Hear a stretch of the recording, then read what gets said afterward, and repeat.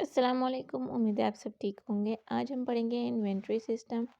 अच्छा, इसमें हमने देख रहे हैं कंट्रोल ऑब्जेक्टिव्स एंड एक्टिविटीज़, जैसे हम प्रीवियस लेक्चर्स में करते आ रहे हैं। ऑब्जेक्टिव्स क्या है हमारे पास? Inventory record should be accurate and complete.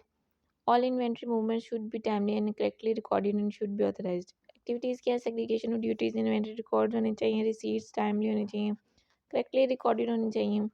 Issues of inventory should be properly documented. Management जो है वो मंथली रिकन्सिलिएशन जो है वो इन्वेंट्री के बना रही हो, ठीक है, ये इसकी एक्टिविटीज़ में आ जाता है। नेक्स्ट है physical safeguarding of inventories में inventory is protected against theft and damage. अच्छा, इसमें हमारे पास एक्टिविटीज़ क्या है? Access to secure storage areas should be restricted. Regular inventory counts जो होने चाहिए, अच्छा, रिकनसाइल होने चाहिए बुक बैलेंस के साथ। वैल्यूएशन ऑफ इन्वेंट्री में inventory should be correctly valued at lower of cost and energy in accordance with IS2। IS2 में ये आपको बताया जाता है कि लोअर ऑफ इन्वेंट्री और इसका क्या सिस्टम होता है। कंट्रोल एक्टिविटीज़ क्या है इसमें? IS2 should be applied in valuation of inventory, standard cost method is use, it must be updated. उसके बाद they should be procedures for identification of obsolete and slow moving items, ठीक है। For example ageing report inventory items, ageing report जो होता है वो debtors की भी होती है, इसी तरह एजिंग इन्वेंट्री रिपोर्ट भी होनी चाहिए। नेक्स्ट है management of levels of inventory. Appropriate levels of inventory should be held at all times to avoid stock out and stock obsolescence. There should be maximum and minimum inventory levels for all inventory items. Her time जो inventory कोई ना कोई मौजूद होनी चाहिए हर item के लिए, ठीक है। ये नहीं होगा आपकी इन्वेंट्री जो है वो या तो स्टॉक आउट हुई हुई है या फिर स्टॉक ऑब्सोलेंस हुई हुई है, ठीक है।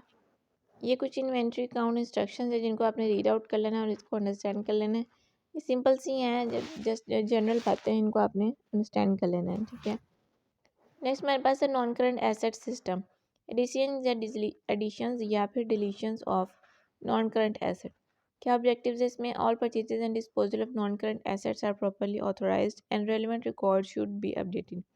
एक्टिविटीज़ क्या हैं? Proper authorisation for purchase and disposal of fixed asset, invoice should be approved by person, purchases of fixed assets are included in and disposal of fixed assets are excluded from fixed assets register.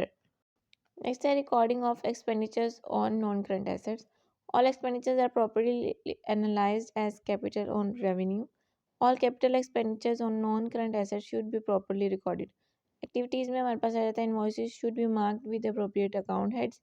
Management should review the classification between capital and revenue item. और register जो fix asset register is periodically reconcile to general ledger, इसको reconcile किया जाना चाहिए, ठीक है जी। तो ये दो टॉपिक्स आज हमने स्टडी करने थे, उम्मीद है आपको समझ आया होगा। नेक्स्ट जो है वो हम कल के लेक्चर में देखेंगे इंशाल्लाह।